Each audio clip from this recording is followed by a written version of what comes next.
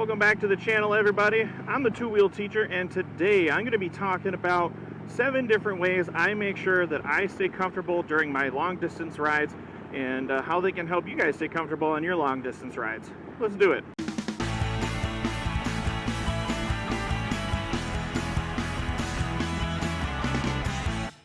So before I jump into the things that I do to make sure I stay comfortable on long distance rides, please make sure you hit that subscribe button and ring that bell. It's an easy way to support me, keep me running on YouTube so I can keep bringing you guys videos just like this one.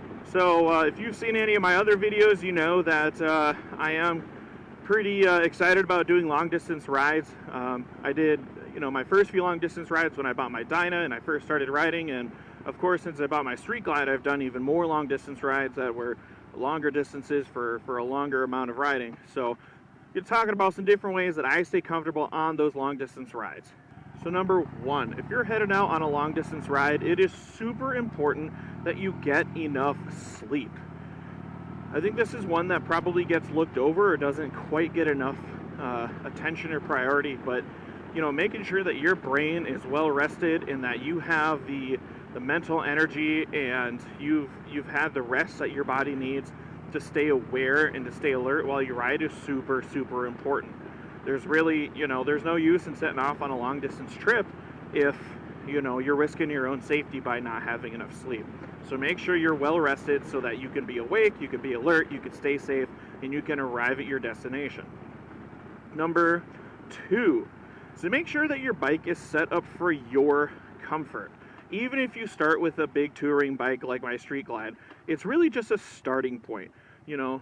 From the factory, a touring bike isn't necessarily set up for your ergonomics, for your aerodynamics, and for your comfort. So it's important that you think of things like your seats. Is your seat really comfortable? Is your seat big enough? Does it have enough support? Do you need a lower backrest, which you can buy from Harley or buy from a third party? Your footboards or your pegs, are they really set up? Are they really in a position that is going to be the most comfortable for your legs, for your feet, and for your joints? Do you need highway pegs?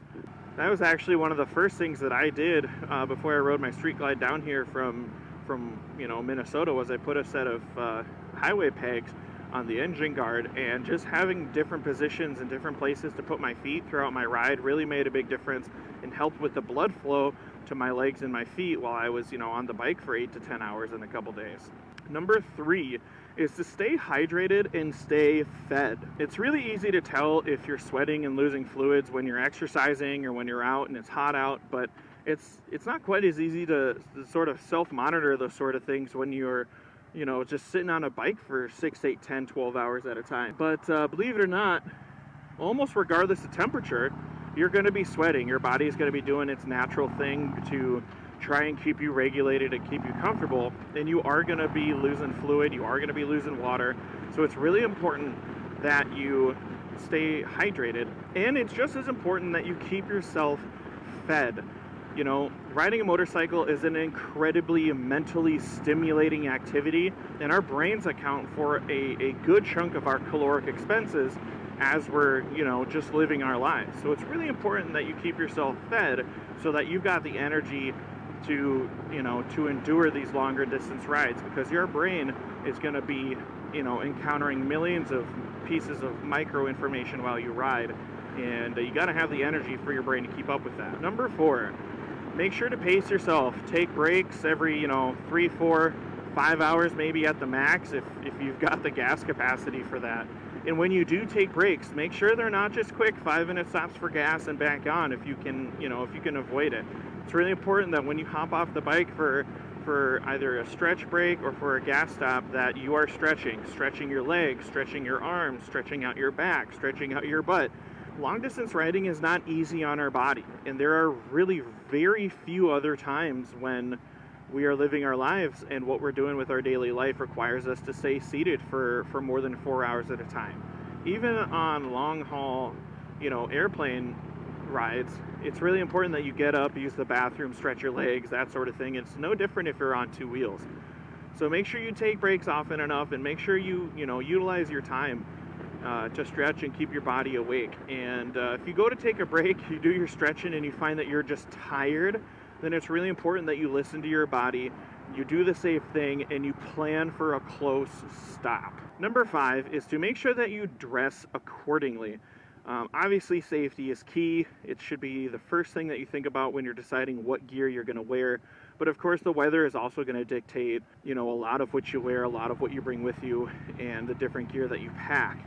And I can't stress this enough. You have to dress for the slide, not the ride. And I think at this point, that's become a little bit of a cliche, but I've yet to encounter any stories or any accounts of when overdressing and being overprotected was actually detrimental to someone during a crash. Yes, coming into the summer months, it's going to be really hot, but actually it's been found that wearing your black leathers in hot weather does a lot better job of keeping hot air out than other types of gear that are perhaps less protective. So do your research, invest in quality gear, and make sure that you are properly dressed for your travels and for the weather. And finally, number 6, make sure that when you're planning your ride, you're setting reasonable expectations for your time and for your pace. And there are sort of two sides to that coin. Number 1, there's something really sort of exciting and something that gives me a boost when I hit a destination or I hit maybe a landmark a little bit earlier than I expected to, and that tells me that I'm keeping a good pace.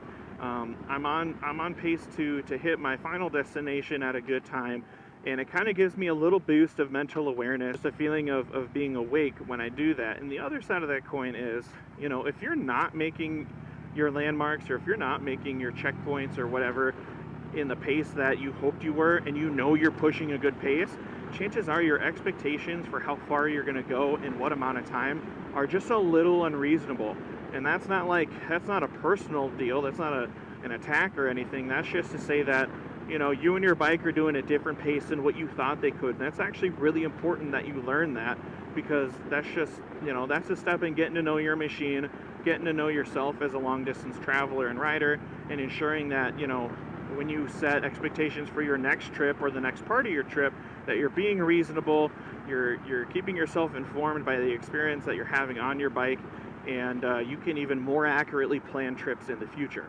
So there you go, guys. Those are 6 different ways that I keep myself comfortable, safe, and awake and aware when I'm doing long distance rides. If you're a long distance rider as well, what are some other tips that you have for us? I've gone pretty far on my bike, but compared to people that have been riding for years and years and years, I haven't gone very far at all. So if you're a long distance rider and you've done some touring and you found some ways to keep yourself comfortable, let us know those different things in the comments. And if you've got any trips planned, make sure you let us know about those too. So for now, I'm the Two Wheel Teacher, and I will see you all on the road.